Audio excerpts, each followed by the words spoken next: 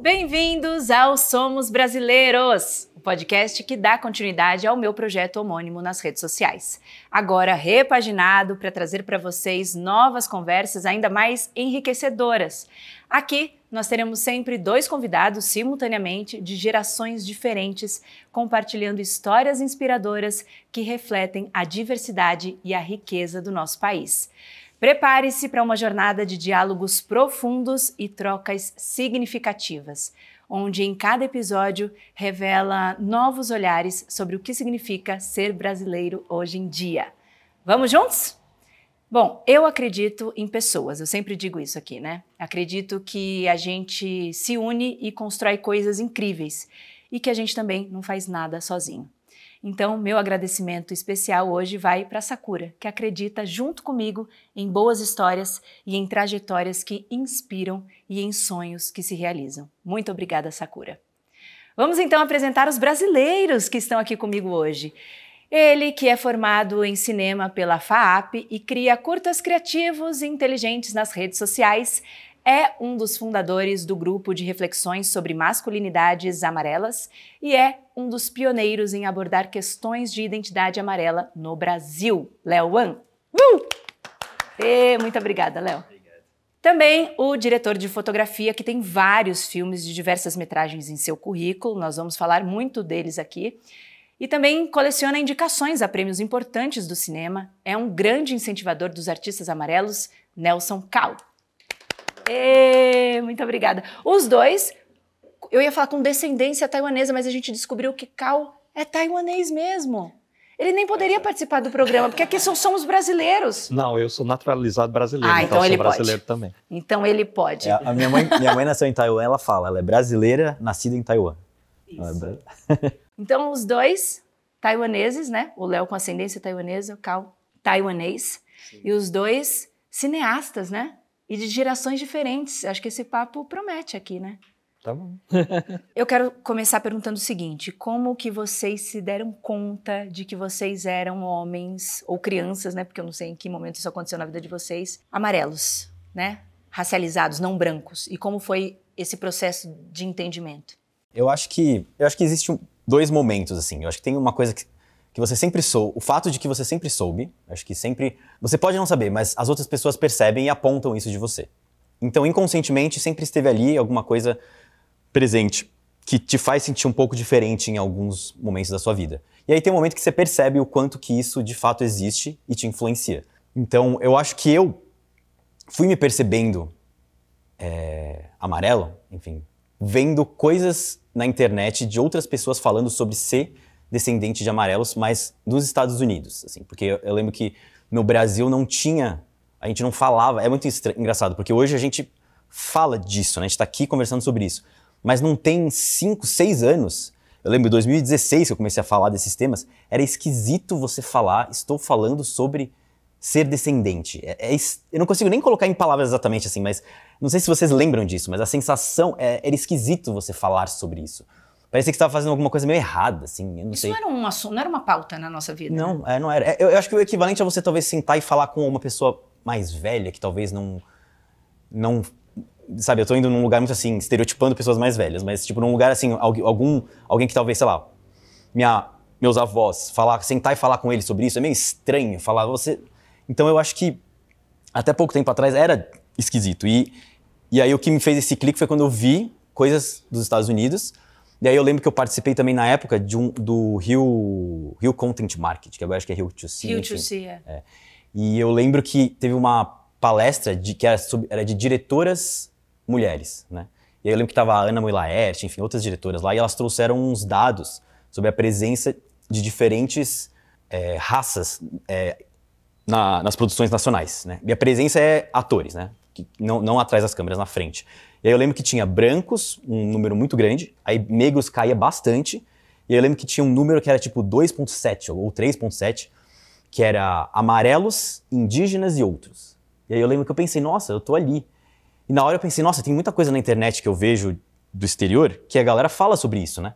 Então tem um canal que eu gostava muito, chama Wong Fu Productions, que eles faziam basicamente curtinhas só com atores asiáticos, né, americanos no caso, sendo pessoas de verdade, sendo pessoas assim. E aí eu pensei, vou fazer um canal que eu possa falar sobre isso, né? E eu tenho formação em cinema, então eu criei um canal na época com 2 amigos, que chama Yobambu. E se você pegar os vídeos mais antigos, os 10, 15 primeiros vídeos são só historinhas com atores amarelos brasileiros, né? Então foi nesse momento, aí eu engatei nesse processo de descoberta desde então, assim, fazendo o canal e vendo o quanto isso fazia as pessoas reagirem a isso, né? Mas isso então é relativamente recente, né? A gente É tá falando 2016, 2016 que eu criei de esse canal. menos de 10 anos, então. É. Que doido, né? Uhum. E quando você se deu conta de tudo isso, como que você lidou com isso assim? Você fala, caramba, então eu vivi, não sei quanto, sei lá, 20, quase 30 anos da minha vida sem saber que eu era amarelo e as coisas não faziam muito sentido, as vivências que eu tinha não se encaixavam, as fichas não caíam. E hoje você consegue visualizar isso de coisas que aconteceram na tua vida que hoje fazem total sentido. Você fala, tá, entendi já por que eu vivi isso, entendi por que eu passei por isso, entendi por que tal situação aconteceu comigo. Eu acho que o que eu pego principalmente é que, assim, eu aprendi a me culpar menos. Porque eu acho que antes eu me culpava por muitas coisas que eu não percebia que tinha a ver com o fato de eu ser descendente de asiático, assim. Então, eu acho que até eu começar a falar sobre essas questões, eu era bastante essa pessoa que zoava, assim, me zoava pra me encaixar, assim. Então, minha mãe é taiwanesa, meu pai é brasileiro, né, branco. E eu lembro que eu sempre zoava, assim, em festa universitária, falava, eu sou asiático, mas da cintura pra cima, da cintura pra baixo eu não sou, sabe? Meio pra zoar, enfim. Então eu sempre entrava nessa... Essa eu nunca tinha ouvido. Enfim. E aí, então eu entrava nessas piadas, assim, pra eu poder ser engraçado aceito. mesmo. Ser engraçado, ser aceito isso. Então, e aí eu acho que quando eu comecei a falar dessas questões, eu comecei a repensar essas ações, porque essas ações vêm de um lugar de...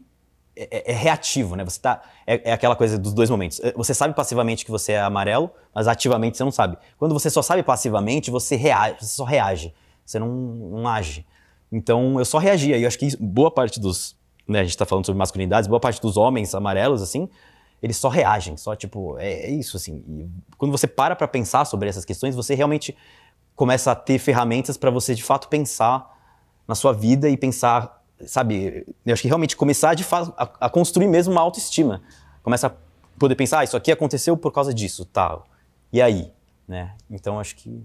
E essas reflexões que são importantes que você está dizendo era a proposta principal do grupo, que você é um dos fundadores e que o Cal fazia parte, né, Cal? Conta um pouquinho dessa sua história de se reconhecer pessoa amarela e como você chegou até esse grupo. Na verdade, eu acho que a palavra racialização é meio complexa, assim, né? Porque no primeiro momento, a gente sofre racismo de verdade, né? Então a gente passa pela rua tomando arigatô, xixi cocô, você vai babando de todo mundo, de todas as coisas que você faz, você é o esquisitão, e você fala, ué, por que eu sou esquisito? Eu só queria ser mais um, né? E eu acho que é muito recente para mim essa questão da racialização mesmo, né? Quando você percebe realmente com profundidade, as coisas têm propriedade de falar, né? Eu tenho certeza que isso é racismo, eu tenho certeza que isso eu quero combater, e aí a gente se articula para ajudar as pessoas que passam por coisas semelhantes para elas conseguirem sustentar, né? Sustentar uma vida um pouco mais leve e livre de preconceitos, né. Eu acabei aprendendo um pouco mais sem querer, assim, né, foi por outra via, porque eu trabalho no cinema e o cinema é muito machista. E eu também percebi algumas atitudes minhas que eu precisava mudar. E eu recebi o convite de um amigo, o Cezinha, César Giancaula, e a gen no grupo que conversa sobre masculinidades amarelas, né, que a gente se encontrava quarta sim, quarta não, durante alguns meses, né, 6 meses mais ou menos. E com o tempo eu comecei a ajudar a organizar, porque eu acho que também essa também é uma característica do amarelo que é legal, a gente pensa um pouco mais no coletivo do que no individual. E sempre que eu tô com tempo livre, eu tô tentando me engajar em algo mais coletivo, seja dando aula na periferia, seja na associação dos fotógrafos. Seja rodando um curto com os artistas amarelos, né? Como você fez muito, né? Ou trabalhando essa questão das masculinidades. E aí foi legal como o amarelo veio sem querer, né? Falar, nossa, todo mundo tem as mesmas questões, todo mundo sentia marginalizado, todo mundo quando tá no Brasil, mesmo que nasceu aqui como o Léo, se sente estrangeiro, e quando vai para Taiwan também se sente estrangeiro. Então, de onde que nós somos, né? Todo mundo tem uma questão de autoestima, porque, sei lá, né, queria ser aceito, mas nunca vai ser 100%. Então, é legal. Mas, Cal, você tá com quantos anos agora? Eu tô com 51. Aqui a gente tem que falar a idade porque é a proposta do programa. Quanto? 51. 51. Uhum. O Léo com 35. 34. 34, já tô querendo. Eu acho que é muito mais comum a gente ver pessoas da idade do Léo nessas discussões do que da tua. Não sei se você concorda comigo. Você tem amigos, mais ou menos da tua faixa etária, que estão nesse processo também, que estão preocupados em falar sobre isso? Porque eu estou admirada com a sua disponibilidade, desconstrução, interesse e tudo. Pela geração que você é, entendeu? Eu confesso que quando eu comecei a participar da organização das masculinidades, eu comecei a convidar todos os meus amigos, por exemplo, de Bandeirantes. Dos, sei lá, 150 alunos do meu ano, só um fez até agora. Dos 150, um se interessou por esse assunto. Vou dizer que é uma boa estatística, na verdade. Isso pode ser usado até para pesquisa. E você, quais eram as desculpas?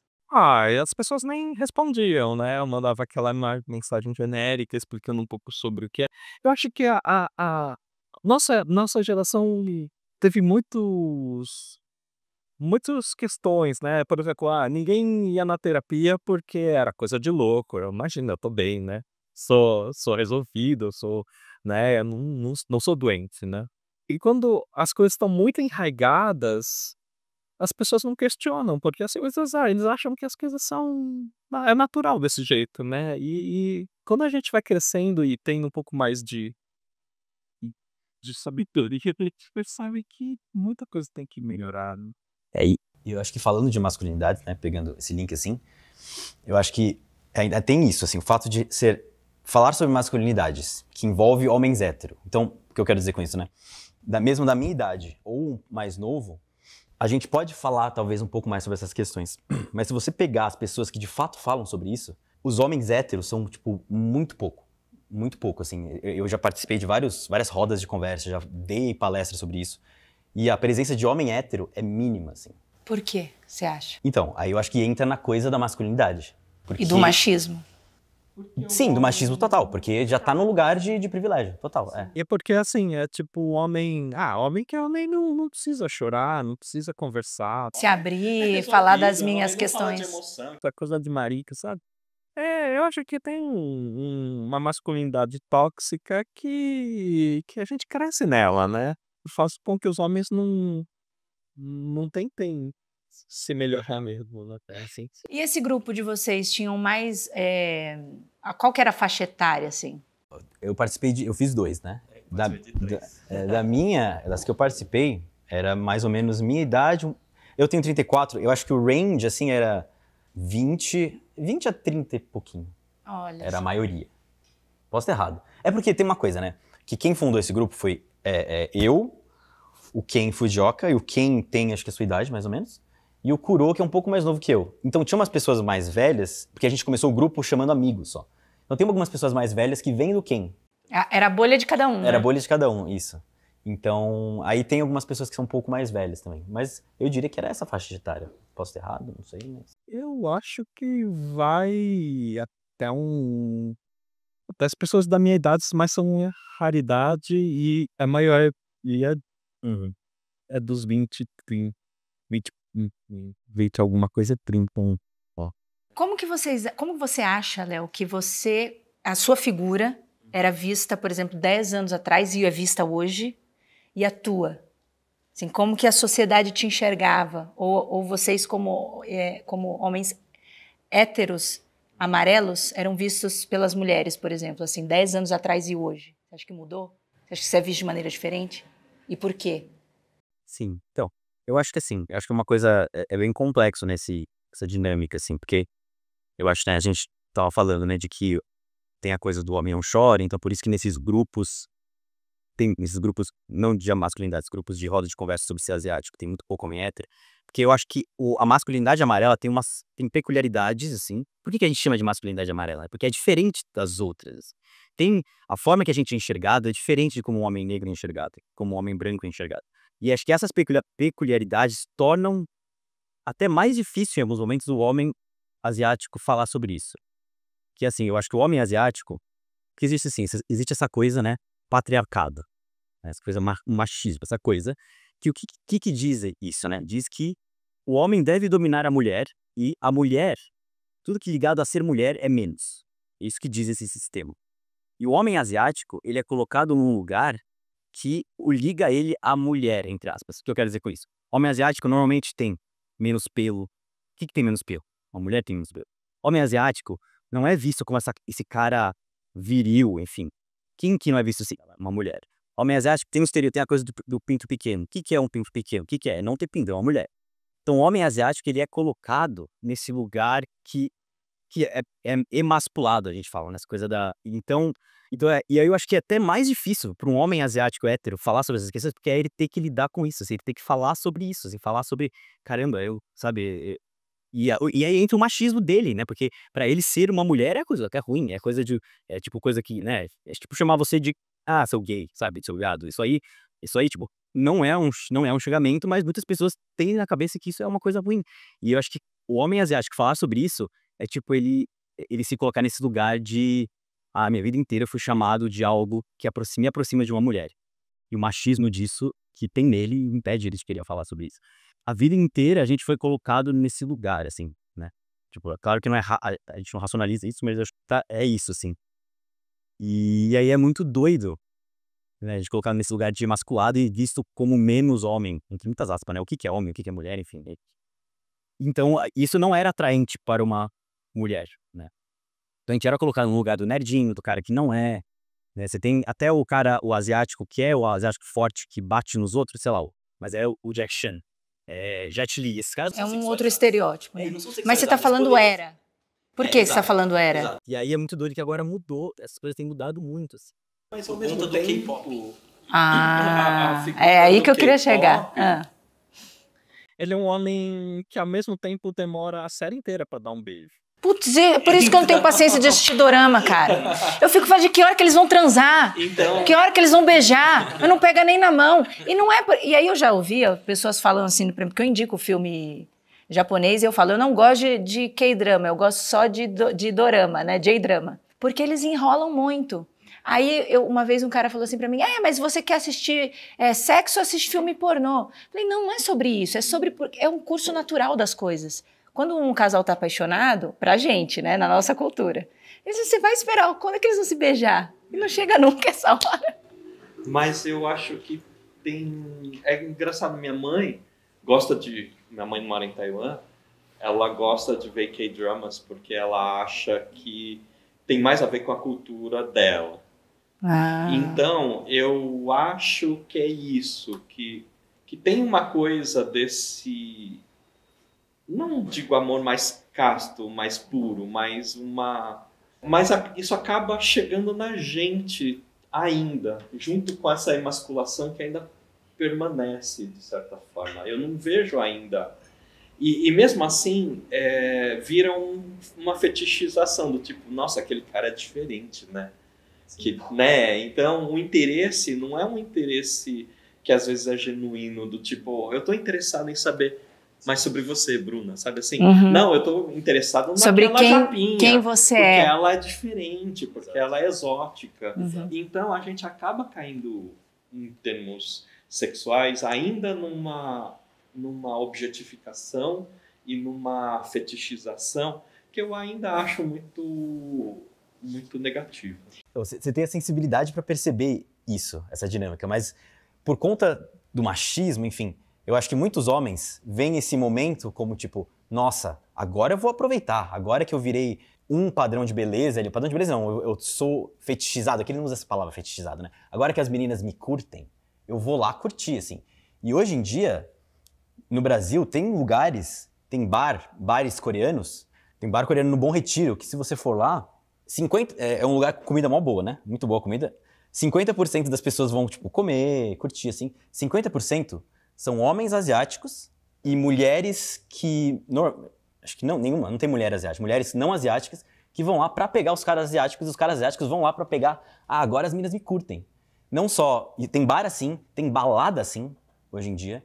Então, eu acho que real mudou, assim, mas muita gente não tem a sensibilidade, talvez, de perceber que é um momento, é um fetiche, tem consequências ruins por conta disso, assim. E como a gente fala de uma sociedade machista, patriarcal, é ruim para as mulheres, então tem muitos casos para os homens também, mas para as mulheres... Porque quando é o homem que fetichiza a mulher, é terrível para a mulher. Quando a mulher fetichiza o homem, é ruim para a mulher também. Por quê? Porque, sei lá, tem casos em notícias de coreano que seduz mulheres e aí... Casos extremos, né? De sequestrarem elas e levarem para outros lugares.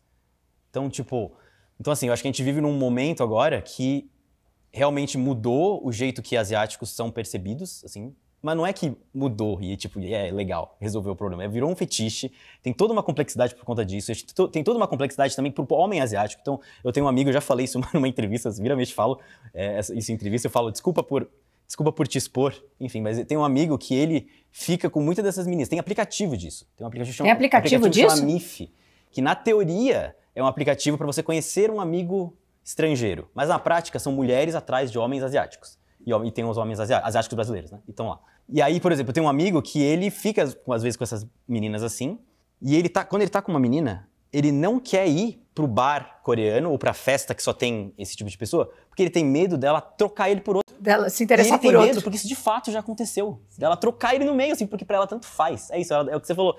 Ele não quer conhecer a pessoa genuinamente. Mas isso você não acha que também é uma coisa de querer, entre aspas, compensar todo o tempo que ele não foi desejado e agora ele é? Tem isso, com certeza, com certeza. E aí, e o pior de tudo, eu acho que isso vem com muita raiva. Eu acho que tem asiático que tem raiva de olha só, agora ele vem com raiva. E aí aumenta o machismo, aumenta a violência. O grande problema de você entrar numa relação fetichizada é que, de qualquer forma, é fadado ao fracasso, porque o fetiche não existe. Você está se apaixonando por uma pessoa que não existe, e quando você perceber quem que ela é, a relação vai acabar.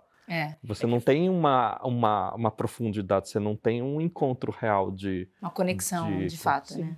Agora, vocês levantaram essa narrativa do fetiche, e isso se esbarra muito nas narrativas do feminismo amarelo também, da fetichização da mulher amarela, né? Sim. Em que outros momentos das narrativas das masculinidades amarelas elas se esbarram no feminismo também? Elas se encontram também nas nossas questões, sabe? Você acha que em mais de um momento, mais do que só na fetichização? Ou tem mais alguma outra coisa? Eu acho que, assim, um dos pilares do Masculinidades Amarelas, que é legal saber que você foi um dos fundadores, é que o nosso trabalho conversa diretamente com o feminismo, porque as mulheres estão defendendo delas. Cabe ao homem mudar para melhor e o homem, a gente sempre fala, tem um manifesto, né? E o homem não pode, a mulher não pode se responsabilizar por mais um BO que é mudar os homens. Elas já têm problemas suficientes. E é nesse sentido que cabe a gente estudar um feminismo e se aliar a elas. Uhum. Nesse sentido, eu acho que temos, sim, totalmente a ver.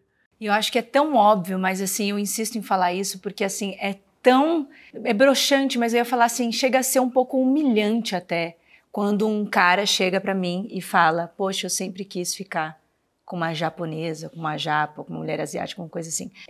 Chega a ser humilhante, porque fica num lugar, assim, de tipo assim, quem eu sou não importa. Tipo assim, quem eu fui até aqui, né? As coisas que eu conquistei, as coisas que eu construí, a personalidade que eu tenho, os valores que eu tenho, o caráter que eu tenho, a pessoa que eu sou. Tipo assim, eu acho que a pessoa que fala isso pra gente, ela não tem noção da dimensão, do quão horrível é você falar isso pra uma pessoa. Eu acho que pra vocês deve soar da mesma maneira. E não só na parte sexual, em tudo, né? Eu me lembro quando eu era moleque, um dia eu fui convidado para jogar ping-pong e fui para casa de um desconhecido, amigo de amigo, e assim, eu jogava mal pra caramba, e o cara jogava, mas ele sempre receoso, não sei lá o que, e ele jogava muito melhor que eu. Até que no momento ele arrasou e ganhou, e depois ele falou, nossa, eu achava que você jogava melhor. Eu falava, por quê? Porque você é japa, né? Eu pressupôs 1 milhão de coisas a seu respeito. Primeiro que eu não era japa, mas... já começa daí, né? Todos os amarelos jogam bem ping-pong, todos os amarelos são bons fotógrafos, todos os amarelos são pasteleiros, né? Então, assim, cara, a vida é muito mais... né, complexa que isso, né? A gente é muito visto pelo estereótipo. Então, mas aí, né, você falou, a pior coisa que poderia falar pra uma pessoa, eu acho que a gente, assim, para e pensa isso, assim. Mas pensa assim, fico pensando, né? Existe toda uma coisa do homem asiático brasileiro, ele é, vou generalizar muito, mas ele é quadradão. É bem quadrado, tem uma coisa muito, assim, conservadora a respeito, assim. E aí, a vida inteira, ele não foi desejado por mulheres, por assim dizer, né? E aí imagina, chega uma mulher e fala pra ele algo assim. Isso um homem padrão, masculinidade patriarcal aqui. Fala isso, uma mulher fala isso pra ele. Ele fala, bora lá, bora nessa. Ele tá nem aí. Ele não vai pensar, nossa, tá me fetichizando. Tipo, eu não acho, eu acho que o que rola é que, tipo, o homem amarelo padrão vai falar, bora nessa aí, agora eu vou curtir o meu momento, vou surfar essa onda, porque quando vai acabar, sabe? Pode ser que daqui a 10 anos isso surja outro Covid, outro coronavírus e asiático vire o monstro. Então eu vou aproveitar o momento, tipo. Talvez ele não pense isso com poucas palavras, ele não pense isso exatamente, tipo, nossa, é isso que acontece. Mas é o inconsciente. Mas rola isso, rola esse movimento, assim. Eu penso isso, pelo menos, e eu observando, enfim, pessoas asiáticas, né, meio do meu círculo, assim. Enfim. Então, seguindo com a nossa proposta aqui, né, que é geracional, né? Vou chamar uma pessoa aqui para fazer, uma pessoa com lugar de fala, para fazer uma pergunta especial para vocês. Vocês devem conhecer, vocês devem saber de quem eu estou falando. Ele que é ator, dançarino, ele arrasa no samba rock, é arquiteto, vejam bem, ele é tudo. Deve ser asiático, né, para fazer tanta coisa assim. Você acredita que é? Jorge Yoshida. Valeu, Bru! E aí, Cal? E aí, Léo? Tudo jóia? Eu tenho uma pergunta. Vocês passaram por problemas de autoconfiança ao longo da sua vida por serem amarelos? Eita. Eu não sei, acho que todo mundo, mas eu vou falar por mim. A autoestima sempre foi um problema, né? E como eu falei, eu queria, quando eu era adolescente, estar em grupos, ser acolhido pelas panelinhas, por algum grupo, fazer parte era importante. E eu nunca fazia parte. E eu até pelo meu jeito, que era diferente, as coisas que eu pensava. E nós, amarelos, somos um pouco mais... criado para ouvir mais os outros, para... pensar um pouco mais antes de responder, para ser um pouco mais, pensar mais no coletivo, sermos mais cuidadosos com o outro. E aí vinha aqueles macho alfa, né? E quebrando tudo na frente.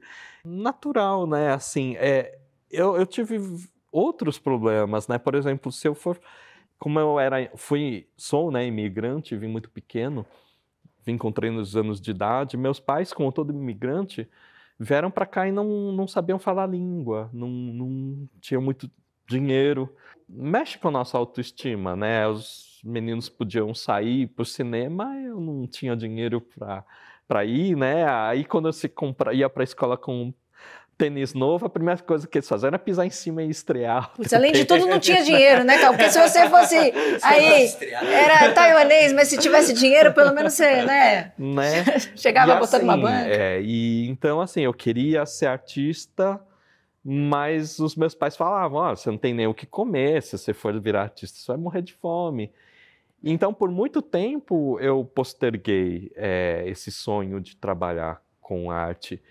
E tudo isso afeta a gente, porque, particularmente, eu entrei muito tarde na carreira, né?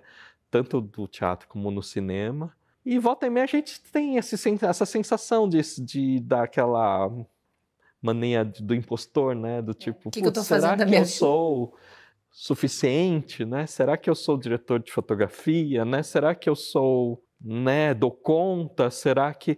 E enquanto que muito branco, hétero, bobão, tá lá, nunca fez nada, liga a câmera, fala sou fodão, sou famoso, e tá lá estourando, entendeu? A gente aprende por um outro caminho. Mas, ao mesmo tempo, eu acho que esse caminho que a gente aprende é um caminho mais seguro, sabe? É um caminho que chega na hora que, quando você tem algum problema, você fala, putz, cara, eu sei resolver isso. Porque eu já Tem mais passei raízes, né? por coisas bem piores, entendeu? E eu acho que a gente tem que se orgulhar disso, sabe? De saber que a gente fez um caminho legal, que a gente tratou as pessoas legais no meio, que a gente ensinou muita gente, que a gente... né, não passou pela frente, por cima de ninguém, e várias coisas. E você assim, falou de sabe? síndrome do impostor, cara, isso é tão real, porque eu fico todo momento assim me pensando, já vão descobrir. Já vão descobrir que eu não sei fazer isso aqui. Vão me tirar daqui já. É muito isso, né? E para você, Léo, sobre a pergunta do Jorge, autoestima, autoconfiança. Nossa, eu acho que afeta tantas coisinhas da sua vida que é difícil se apontar, é isso aqui. Mas eu vou usar até uma metáfora que eu pensei agora, enquanto o Cal estava falando, que falou de estrear o tênis, né? Então, eu fico pensando assim, porque assim, eu uso tênis muito sujo, né? Não sei se dá pra ver, meu tênis tá muito sujo, muito zoado. Assim. Sim, mas tá na moda isso? Então, eu só uso sujo, Coisa, assim. né? E pode ser que eu uso eles tênis zoado, sujo, assim, porque eu sempre odiei esse negócio de estrear. Eu lembro que eu comprava tênis novo, às vezes, sei lá, eu pisava antes pra não pisar, mas aí eu pensei, não, eles não vão saber que pisou. Eu odiava muito isso. E assim, tem a ver com o fato de eu usar tênis zoado até hoje, assim, e aí meio que uma medida defensiva, sei lá. Não sei se tem a ver, pode ser que não, só coincidência. Mas pode ser que sim, entendeu? E eu acho que ser amarelo tem muito disso, assim. Tem muito de várias coisinhas acontecendo na nossa vida que agora você é desse jeito e tem a ver com aquilo. Mas você nem sabe, ou você sabe e é isso. Então eu acho que assim, ser amarelo, né, é assim como outros recortes que você pode fazer, ser hétero, ser, enfim. Isso guia quem você é agora, assim. E eu acho que a gente ser amarelo por conta de todos esses estereótipos, toda essa a forma que nós somos enxergados, toda essa você ser colocado numa caixinha, tudo isso faz você, sim, mexe na sua autoconfiança. Então, assim, é isso, é difícil, dá pra ficar o dia inteiro a gente falando, ó, isso aqui, tem, dá pra dividir em setores, tipo, setor amoroso, profissional, sexual, sabe, dá pra colocar em várias questões, assim, e tudo vai permear você ter sido amarelo e vai te mexer de algum jeito, assim. E é diferente também as experiências de amarelos. Então, por exemplo, do Cal é diferente porque ele nasceu em Taiwan, os dois pais dele são taiwaneses, a minha mãe é taiwanesa, meu pai não é, e isso é diferente também, isso me deu outra vivência, então é tudo muito complexo, assim, e eu acho que com certeza mexeu na autoestima e na autoconfiança, e eu acho que é exatamente isso, a gente tá falando agora sobre essas questões exatamente para poder entender. É muito doido isso, eu percebi isso com as lives, né, fazendo as entrevistas, como tem vivências diferentes das minhas, ao mesmo tempo que em vários momentos a gente, né, se encontra em vivências muito parecidas, mas existem também vivências muito diferentes, né, configurações familiares, histórias, tragédias, enfim, cada um tem a sua história, né, em vários momentos a gente se cruza nas mesmas questões, mas muitas coisas também são diferentes. Agora, falando de setores, você falou assim, a gente poderia falar, né, de várias vivências diferentes de acordo com cada setor. Falando do profissional agora, trazendo para o cinema, para o trabalho de vocês, eu acompanho o trabalho do Léo há mais tempo, eu vejo que ele teve toda uma trajetória com o Iobambu, né, falando sobre essas questões. Depois ele saiu, aí parou um pouco de falar sobre isso, até seu perfil nas redes sociais tiveram outras abordagens, depois você voltou a falar sobre isso de novo. Então, assim, eu vejo que você vai e volta. O que acontece aí dentro que vai e volta? Insegurança, eu não sei também, eu acho que tem momentos, assim, né, eu acho que nessa época que eu comecei a falar do Iobambu, foi um momento que eu senti que as pessoas não estavam falando sobre isso, eu queria falar sobre isso, eu queria entender mais, entender meu lugar, e eu comecei a falar sobre essas questões. Quando eu percebi que a coisa... Eu lembro quando mudou, na verdade, com relação ao Iobambu. me convidaram para uma roda de conversa, nessa época, né, por conta do meu trabalho no Iobambu, roda de conversa sobre masculinidades, e foi a primeira vez que eu vi esse termo, masculinidades, né, porque às vezes a gente fala, vamos falar sobre masculinidades, mas o que é isso, né, tipo, a pessoa às vezes nunca escutou o que é masculinidades, e por que masculinidades e não masculinidade, enfim, aí você fica... E aí eu participei de um grupo de masculinidades, e eles falam que é masculinidades porque é dada uma só masculinidade, que é essa que eu chamo de masculinidade patriarcal, que essa é a que é dada pra gente, mas existem inúmeras masculinidades. E eu participei dessa roda de conversa que eles chamaram vários tipos de homens, né? Então a gente tinha o homem branco, hétero, cis, o homem branco, hétero, trans, enfim. Aí eu era o homem asiático, hétero, cis. E aí eu tava lá, e aí foi lá que, nossa, isso abriu muito minha cabeça, assim. Foi lá que eu percebi, nossa, peraí, existe um lugar ali de... E aí o mesmo clique que me deu com ser asiático, amarelo, né? Me deu com relação a ser homem mesmo. Falar, tipo, caramba, realmente, eu fui ensinado desse jeito, que eu tenho que... Eu percebi a caixinha que eu tava. A caixinha de homem que eu estava. Homem hétero que eu estava. Cisgênero, né? E aí eu falei, não, eu quero falar sobre isso. E aí nessa hora eu saí do Iobambu, e aí eu comecei o meu próprio canal, que tem o meu nome no YouTube, em que eu usava filmes, né? Filmes, séries, quadrinhos, pra falar sobre masculinidades. Né? Então eu pegava o Batman e aí eu falava... não necessariamente asiáticos. Não, masculinidades. Então, sei lá, eu pegava o Batman e falava por que o Batman, em vez de ele é bilionário, por que ele não usa o dinheiro dele pra de fato ajudar as pessoas? Por que ele tem que pagar de, vou fazer tudo sozinho aqui, vou me vestir de morcego e bater em todo mundo? Isso é muito homem. Vou usar violência, vou fazer tudo sozinho, essa coisa de que não precisa de ajuda, assim, fazer tudo. E essa é a maior fantasia do Batman, da Homem de Ferro, esses caras, assim, porque... Como você vai... A manutenção daquilo você não consegue fazer sozinho. Essa é a maior fantasia. A prova do sucesso desses heróis, assim, é muito de como... É a fantasia do homem, de ele capaz de fazer tudo sozinho. Autossuficiente. O que é mentira. Sempre tem uma pessoa por trás aí. Se você pegar a história do mundo, né? Tipo, a história do mundo desses grandes homens... Beleza, o cara criou aquilo lá, mas tem uma mulher por trás ali que garantiu que ele pudesse ter aquilo lá. Então, e o Batman, o Homem de Ferro, é essa fantasia masculina de tipo, caramba, olha só como eu sou capaz, eu sou um grande homem. E aí eu comecei a falar disso, usando filmes e séries, né? E foi nesse momento que de fato, porque falar sobre essas questões no começo, eu não conseguia ganhar dinheiro com isso. De fato, falando sobre isso, que de fato eu comecei a chamar atenção e minha carreira realmente foi construída mais em cima até disso, né? Do que sobre falar sobre ser amarelo. Daí só depois que comecei a fazer os vídeos de comédia. Como é que você tá fazendo? aí, enfim, pandemia, meu pai morreu, e aí eu falei, não, chega, não aguento mais falar sobre essas coisas, eu quero só me divertir. Aí eu comecei a fazer vídeo de comédia, e aí deu super certo também, enfim, vídeos curtos começaram a bombar muito, dá muito certo, assim. E aí eu comecei a falar sobre fazer só vídeo curto de comédia. E agora, tem uma hora que cansa também, né? E agora eu tô no momento que eu cansei um pouco disso também, eu quero fazer outras coisas. Alguém vem te perguntar alguma coisa e fala assim, vai lá no Google ver, que eu tô cansado de explicar, isso. Né? É um pouco isso, né? E você, Cal, como é que você trouxe essas questões da masculinidade, das masculinidades amarelas para o seu trabalho? Você acha que em algum momento isso interfere ou influencia? Eu faço hoje um trabalho para ajudar as mulheres, né? De certa forma, no audiovisual, porque as mulheres, elas são apenas, acho que 10%, 20% no máximo no audiovisual brasileiro, assim, ou como diretoras, ou como diretor de fotografia. Muito pouco, né? Muito pouco. E sempre que eu posso, eu tenho assistentes mulheres, e sempre que eu posso também eu faço tipo uma mentoria, do tipo, sabe? Recentemente a gente fez um curta documental que a menina estava começando e eu fui operador de câmera dela. Só que era muito mais que um operador, né? Eu falava, vamos fazer a luz assim, vamos fazer assado, né? Vamos, como, né? Então vamos. Você fez a fotografia sem cobrar, é isso, né, Cal? Não, mas é o jeito que eu achei. De ajudar. De certa forma, essa menina daqui a pouco vai estourar. E assim, eu pude participar, sabe? De verdade, e não só na teoria de ter falado, chama essa menina, entendeu? Eu acho que tem que ser assim, né? Hoje em dia a gente tem que fazer políticas afirmativas e para tentar colocar mesmo mais mulheres no set e mais amarelos fazer diferença, à frente das câmeras, que não estejam em e atrás posições também. Você é uma... Não, em posições estereotipadas, né? Atores que só fazem o nerd, o bom moço, né? O pasteleiro na televisão, então a gente tem que fazer toda a força que a gente pode, né, para conseguir. Mas ter atrás das câmeras também, saber que eu saber que você tá lá também, e taiwanês, assim, é muito legal. É muito legal.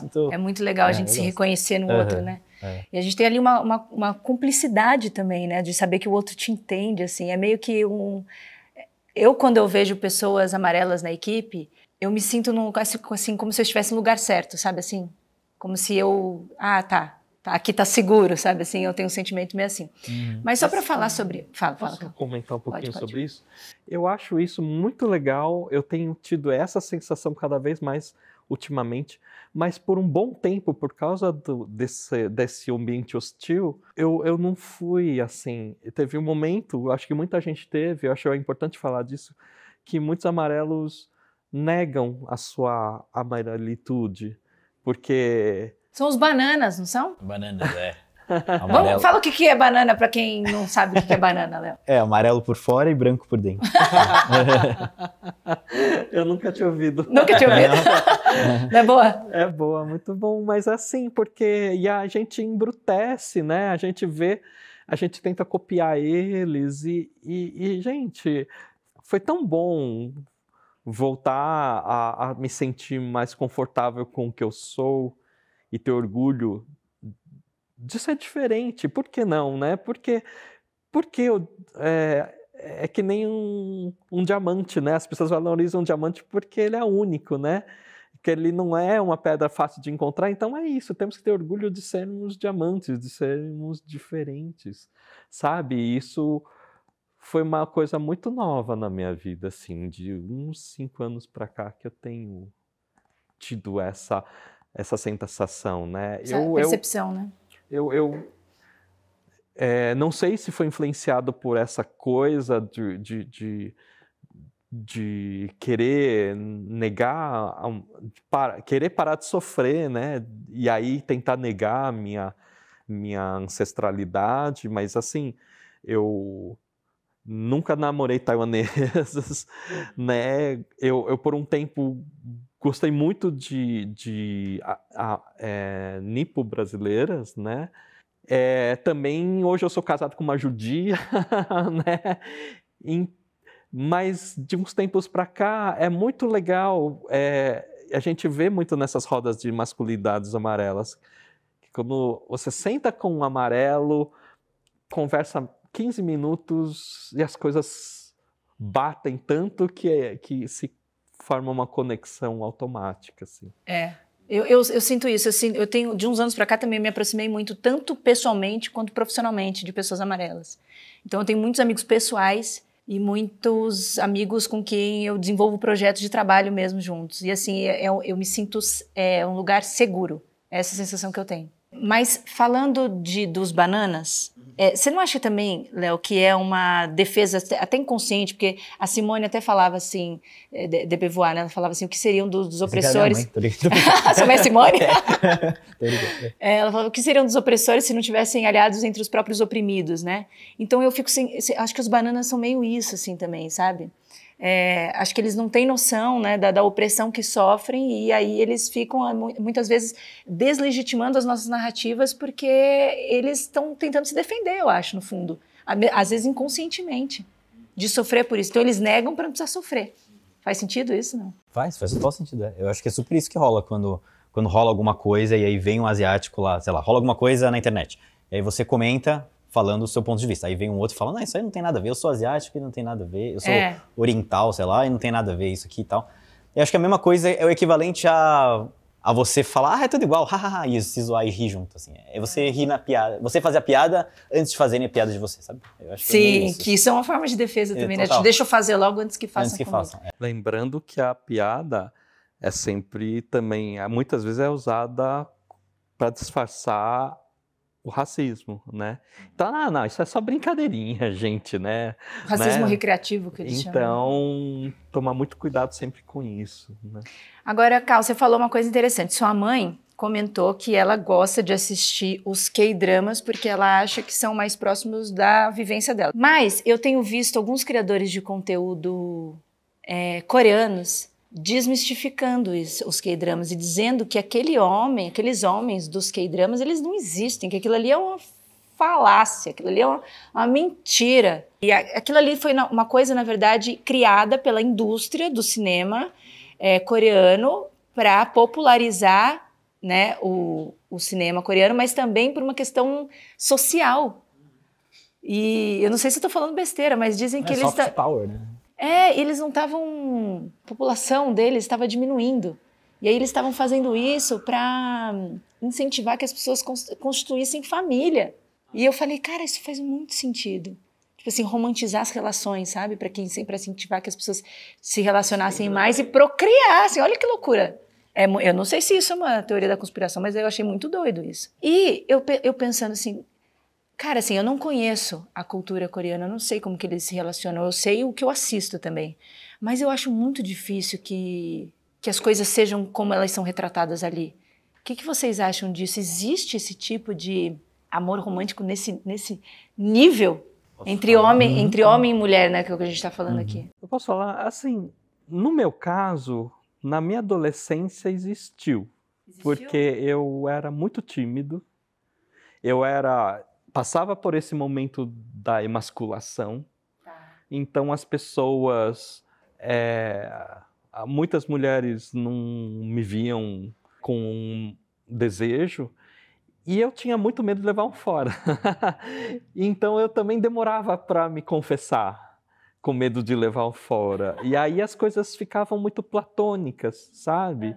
E muito no campo da imaginação. Cheguei a gostar de meninas por anos, né? Assim, desse jeito. Mas você acha que hoje, por exemplo, se Renata chega pra você e fala, ó, Cal, vai caçar teu rumo, não quero mais saber de você. O Cal tá solteiro na pista, se tivesse que se relacionar... Eu te passo o endereço dos bares, né? Dos bares. Renata, brincadeira. Mas você acha que seria diferente hoje? Hoje deve ser diferente, eu tô falando da minha vivência. Do que foi, mas assim, a gente tá falando de quantos anos atrás isso?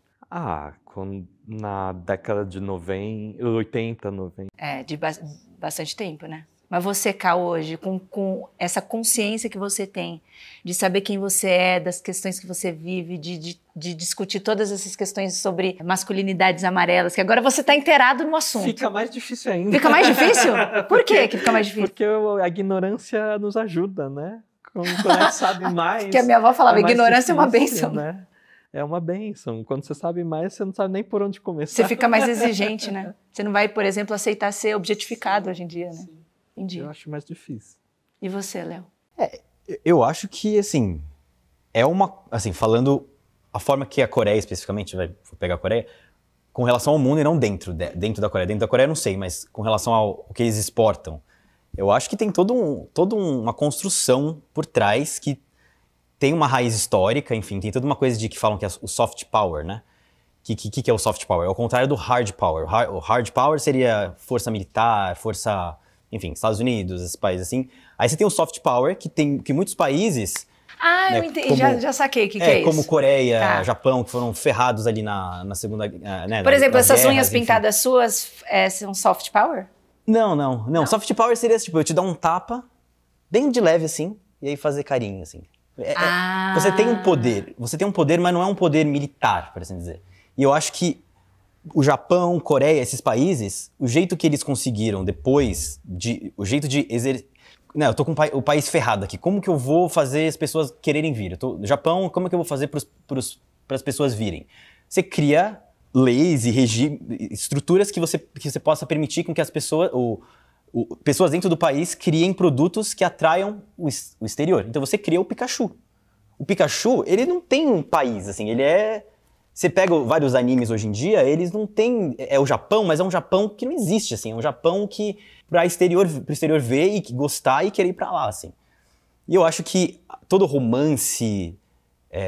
não é que não existe, enfim, mas eu acho que existe um movimento de construção, de você construir algo para você ter algum tipo de poder depois, nesse contexto mega colonizador que teve da Europa e dos Estados Unidos com relação aos países asiáticos. Então, eu acho que, de certa forma, isso... Às vezes você fala soft power, então eles estão sendo escrotos, mas tipo, não é. É a forma que países como Japão, Coreia conseguiram de continuarem de pé, né? Então, eu acho que eu acho que quando você tem esses dramas coreanos, tudo isso aqui, isso tem a ver com esse soft power, né? Tanto que muita gente, hoje em dia, o sonho é ir pra Coreia. Eu tenho uma amiga minha muito próxima, fez FAP comigo, que eu lembro que eu tenho um amigo descendente taiwanês que ele é lindo, assim, ele é muito bonito. E aí eu mostrava a foto pra ela, e ela olhava e falava, não acho bonito. Hoje, ela fala brincando, eu quero achar um opá, né? Quero achar um coreano. Que é opá é tipo papai coreano, assim. Ah, tá. Quero achar ela quer ir pra Coreia. Um daddy? Tipo isso, E aí eu até zoou, ela falou, você sabe, né, que... Você lembra que eu te mostrei a foto do meu amigo e ela, eu sei. Enfim, então Que doido. é muito... Então dá certo isso, né? Tá atraindo pessoas vão, porque tá cheio de vídeo de brasileiro na Coreia, né? Isso leva a outra coisa, virou meme, tem um negócio do cu lá, que a galera vai no cu, lá, O cu? Que cu, gente? Tem como é que chama? Combine, né? Os combines, né? Loja de conveniência na Coreia, que é CU, enfim. Aí a galera zoa. Então, vou lá ver o que tem pra comer vou comer no cu. Tem até aquele livro, né? Minha querida Combine. Então, enfim, virou meme. Então, é isso. Uma coisa leva a outra e aí você tem... o país você tem esse soft power. Então, eu acho que tem a ver nesse contexto, assim, essa romantização do homem asiático, né? Tudo isso tem a ver com isso. E retomando o que a gente falou antes, assim, tem vídeos que é bizarro, assim. Eu lembro de um vídeo que viralizou no TikTok de uma mulher falando, meu sonho... Como é que é? Tipo, expectativa é realidade, né? Expectativa, quero conhecer um homem asiático e ter um filho asiático. Realidade, ela consegui. Aí mostra, ela casou com um cara asiático e tem uma filha asiática. Tipo, então rola isso, assim, de pessoas casando com outras pessoas e tendo filhos, porque ama drama coreano. Ou ama um anime lá, enfim. Então eu acho que, tipo, eu gosto de novela coreana, assim, eu acho super legal o romance e eu acho que existe em muitos contextos, assim, existe. Mas eu acho que também foi construído com esse intuito mesmo, de você querer ir para o país, de você querer gostar da cultura, essa coisa, né? As pessoas não gostam da cultura asiática simplesmente porque ela existe, está lá. Existe um movimento desses países para as pessoas gostarem. E se vocês pudessem, assim, elencar uma coisa só principal que vocês aprenderam com essas discussões, com esses grupos de reflexão sobre masculinidades amarelas que vocês vão levar para a vida, assim? Eu acho que para mim seria, o que eu mais aprendo com isso, levaria, é a coisa da empatia, eu acho, né? O que eu quero dizer com isso, assim? Eu acho que quando você se percebe, pelo menos comigo foi assim, se percebe não branco, e você vê que você é colocado em caixinhas, e isso dita quem você é, você começa a entender outras pessoas e outros grupos. Não só raciais, mas também questão de gênero, questão de outras... Eu tenho certeza que eu comecei a falar de masculinidades porque antes eu me percebi amarelo. Senão eu não teria empatia para entender um homem que não é hétero, enfim, ele tá falando ali. Então eu acho que essa empatia com outros grupos faz muita diferença, assim. Eu tenho, por exemplo, um vídeo no meu canal que é eu com o Jones da família Quilombo, que ele fala sobre ser um homem negro, enfim. E aí, eu parei pra escutar o que ele tá falando, o que outras pessoas negras estão falando, porque antes eu parei e me percebi amarelo. E aí eu consegui entender outras questões, que aí ele fala, nesse vídeo que a gente gravou, o Jones fala como... E aí você vê os paralelos que existem. Enquanto o amarelo é essa coisa do emasculado, o homem negro ele é animalizado, ele é colocado nesse lugar de hipersexual, tipo, vou machucar a mulher, sabe? Enquanto o homem é o cara que tipo, Então assim, é muito... Então você percebe como que as coisas se relacionam e tudo tá conectado de certa forma. Então quando a gente fala, né, às vezes, tipo, que é importante a gente falar sobre ser amarelo porque a gente não tá sozinho, não é que eu sou amarelo isolado. Eu sou amarelo nesse mundo social e tudo se integra. Tudo tem a ver com essa coisa, né, o branco padrão. Tudo tem a ver com tá lá, isso aí, e os outros grupos estão girando em torno disso, assim, e a gente quer se entender melhor e quer acabar com esse sistema, enfim, que faz mal para todo mundo, no final das contas, inclusive, enfim, para grupos que estão nesse lugar padrão, né? Porque é isso, a gente fala de masculinidades, o homem tá nesse lugar patriarcal machista, mas ele, até certo ponto, ele também sofre. E é muito difícil falar sobre isso às vezes, porque exatamente, às vezes o homem fala que ele sofre, mas aí vem alguém falando, mas as mulheres sofrem mais. E aí ele fala, não, é verdade, eu sou homem, eu não vou mais falar sobre isso mesmo.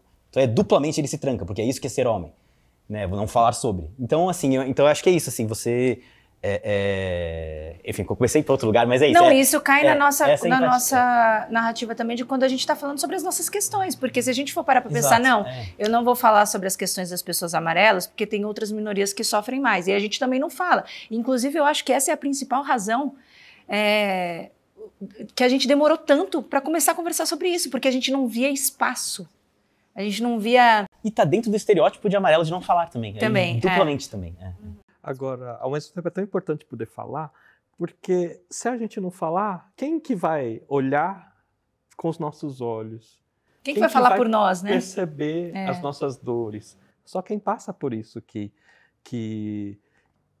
sabe o que é. E é importante a gente passar para todo mundo para que as pessoas percebam, para que haja um mínimo de empatia para que as pessoas consigam conviver melhor, né? E ainda bem que existem grupos como esses que vocês participam, que o Léo fundou, que tem o canal que o Léo toca, também os trabalhos que a gente faz, esse podcast, por exemplo, que é um lugar seguro para a gente falar sobre isso, né? E hoje em dia a gente se sente mais confortável e até legitimado para falar das nossas coisas, né? Agora, para encerrar, eu queria que vocês falassem sobre o sentimento de ser brasileiro. O que é ser brasileiro para você, Cal? Olha, você pode falar que você tem o documento. Você queria levantar isso. Uma coisa que eu nunca vou esquecer foi quando meus pais me naturalizaram brasileiro para o TRG, e quando eu completei a maioridade legal, fiquei plenamente capaz, eu poderia, finalmente, pelo Estado brasileiro, tinha consciência suficiente para decidir se eu queria continuar brasileiro ou não. Então, eu tive que me naturalizar pela segunda vez. E quando eu fui lá me registrar, o escrivão falou assim, cara, você é burro, né, de querer ser brasileiro de novo, né? 2 vezes. O brasileiro tem essa coisa também do se autodepreciar, mas, ao mesmo tempo, ele é um país maravilhoso, porque é só num país desse que eu poderia me casar com uma judia, filha de um pai judeu europeu, Ashkenazi, que não se fala com o judeu oriental, que é o Sefaradi, e que o pai foi sobrevivente do Holocausto, sabe assim? E eu tenho uma filha que é judia budista brasileira e adora, quando foi visitar um terreiro de candomblé, ela ficou maravilhada, né? Assim, parece um lugar batido isso, mas é real. Isso que você falou é muito Brasil, né? E eu acho isso incrível. É incrível. A gente não pode se autodepreciar. E por mais problemas que nós temos, e por mais... É legal que hoje nós podemos... A gente parece que o mundo que nós vivemos hoje é um mundo completamente conflagrado, né? Tem os radicais aqui, os radicais ali, os negros, os LGBTQIA+, os brancos, né? Mas eu acho que estamos num momento em que todos podemos nos abrir nossas dores e, quem sabe, fazer alianças, que antigamente todo mundo sofria quietinho, ninguém sabia do que acontecia, então talvez a gente não esteja num mundo mais conflagrado, a gente está num mundo que a gente pode mais falar sobre nossas questões e achar pontos mais em comuns através da conversa, quem sabe, e nesse sentido, né, espaços como esses são muito importantes. Então, só queria deixar aqui que ser brasileiro também é um lugar muito especial, sabe?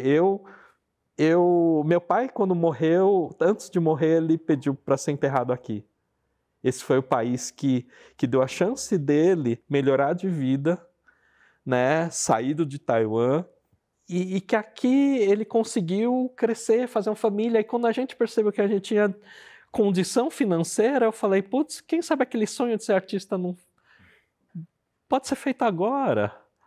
Caramba, chegou né? o momento. Se eu tivesse em Taiwan, talvez isso não fosse possível, porque lá todo mundo tem nível superior, todo mundo ganha a mesma coisa, não conseguiria me destacar, né? Então, assim, queria deixar um pouco de esperança, porque a gente vive num momento em que tudo parece sem fim, né? Mas precisamos fazer muita coisa, lógico, né? E estamos aqui para tentar ajudar. E você, Léo? É difícil, né? Pera, repete ela de novo pra mim. Não, o que é ser brasileiro para você? Sim, o que é ser brasileiro? Porque é muito doido, né? Quando você faz umas perguntas assim, a gente vai pra um lugar estereótipo, né? Eu zoei, falei, achei que ia sambar. Mas a gente vai pra esses lugares, né? Tipo, eu como arroz e feijão, sabe? Umas coisas assim. E de garfo. E isso é muito superficial. Então, isso, não só superficial, isso é... Não é isso, não é... Uma pessoa pode ser brasileira e não ter comido arroz e feijão na vida e nunca ter comido arroz e feijão. Eu não sei, eu acho que... Pra mim, eu acho que assim, eu acho que o que me faz ser brasileiro é eu sentir que eu pertenço. Eu acho que eu, de fato, senti que eu pertenço quando eu comecei a falar sobre ser descendente de amarelos. Quando eu comecei a falar sobre masculinidades, eu acho que cada vez que eu comecei a falar sobre essas questões, eu percebi mais que, de fato, eu pertenço. De fato, né, tem pessoas como eu, né? A gente tá aqui, eu tô aqui porque sei lá, quase 10 anos atrás, né, 2016, comecei a falar dessas questões. Então, eu acho que, pra mim, ser brasileiro é eu sentir que eu pertenço. E eu sinto que eu pertenço a partir do momento em que eu converso sobre a minha identidade, sobre o lugar que eu estou aqui. Assim. Então, eu acho que é isso, é sentir que eu pertenço. Sabe quem é? Vitória. Pode entrar, Vitória! Que isso? Do Neida. Ó, a Vitória trouxe uma lembrancinha para vocês. Obrigado, Vitória. Obrigada, Vi. Eu quero agradecer de coração a presença de vocês. Muito obrigada não só pela disponibilidade de estar aqui, mas por se abrirem assim, né? Quando eu estava conversando com o Jorge sobre trazer vocês para falar sobre esse assunto, eu até cheguei a falar para ele assim, será que não seria melhor você entrevistar, né, Jorge? Porque você é homem, não sei se eles vão conseguir se abrir comigo, né? Rolou essa conversa. Posso falar um negocinho, por exemplo? Isso aqui... A arte da Camila Gondo. Não, mas não só isso. Isso aqui é um exemplo do que a gente também tem que ter orgulho como amarelos. Tá? Isso aqui é um design japonês consagrado. Né? Ele tem base grande, que aí ele não cai. E ele tem um projeto muito louco aqui, que o buraco é maior por dentro, para o jato sair sem grudar aqui, que nem o azeite gruda. Sem escorrer. Né? E ele tem o tamanho certo para não ficar pesado. E ele tem um pescoço pequeno para a gente carregar fácil. Então, você vê o azeite com o preço que está, não tem essa tecnologia. Então, o que eu queria falar, a gente tem que ter orgulho de ser amarelo, porque o amarelo não é porque é o cara que demora para responder e ele é tímido. É porque, às vezes, quando ele quer dar uma resposta, ele quer te dar uma resposta honesta. Uma resposta honesta que nem esse desenho aqui, entendeu? Para resolver algum problema que você me passou em forma de pergunta. E a gente tem que ter orgulho de ter essa qualidade, de ter qualidade nas coisas que a gente faz, ter qualidade nas nossas palavras, ter qualidade nos nossos momentos com os amigos, entendeu? E eu aprendi muito com meus amigos nipo-brasileiros. Nipo-brasileiros. Léo, como é que a gente acha nas redes sociais? É só procurar o meu nome, que é Léo HWAN, Léo Wan. Léo Wan. Cal? O meu é Nelson Cal 8, número 8. Número 8. Muito, muito, muito obrigada, viu? Obrigado a você. Obrigado. Tchau. Obrigado, Bruno.